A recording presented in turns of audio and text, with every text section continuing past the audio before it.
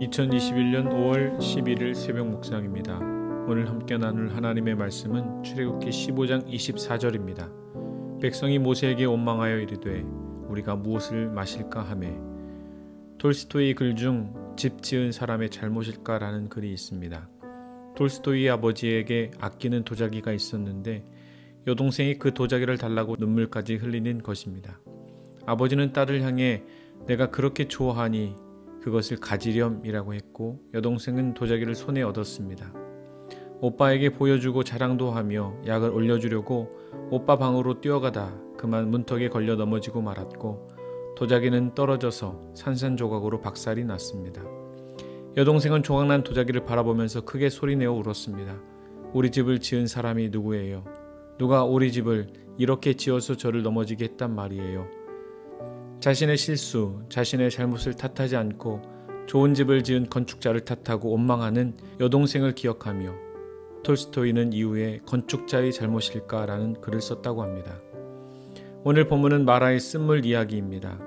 애굽을 나와 홍해를 무사히 건넌 이스라엘 백성은 수르 광야에 도착하게 됩니다.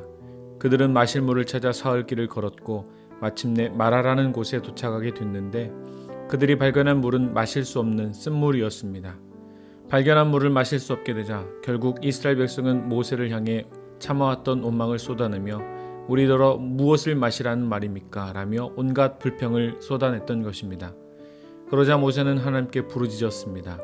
하나님께서 그에게 나무가지 하나를 가리키셨고 모세는 그 가지를 가져다가 물에 넣자 놀랍게도 쓴물은 단물로 변하게 된 것입니다.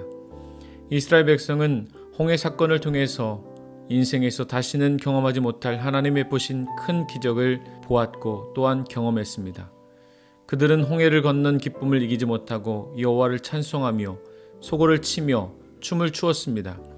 그러나 이스라엘 백성이 마라의 쓴물 앞에서 보인 반응은 원망이었음을 봅니다.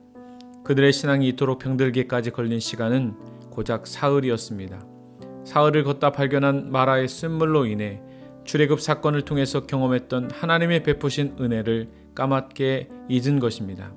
사랑하는 성도 여러분, 그들이 고백한 믿음은 무엇이란 말입니까? 기뻤고 춤을 추었고 하나님을 향해 찬양했던 일들을 어떻게 받아들여야 할까요? 신앙은 순간이 아닙니다. 잠깐 좋았다가 식어버리는 그런 온독의 신앙이 아닙니다. 물론 쓴물을 만난 이스라엘은 더욱 괴롭고 고통스러웠을 것입니다. 그러나 그 고통도 잠시 하나님은 모세를 통해서 쓴물이 변하여 단물이 되게 하셨습니다.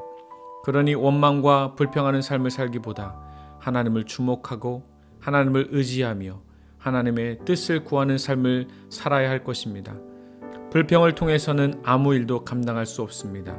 혹여 원망할 일들이 있을지라도 지금도 우리 삶 속에서 기적과 같은 일들을 행하시는 하나님을 주목하여서 쓴물과 같은 인생이 단물과 같은 인생으로 변화되는 그런 은혜가 저와 여러분 가운데 있기를 주님의 이름으로 기도합니다.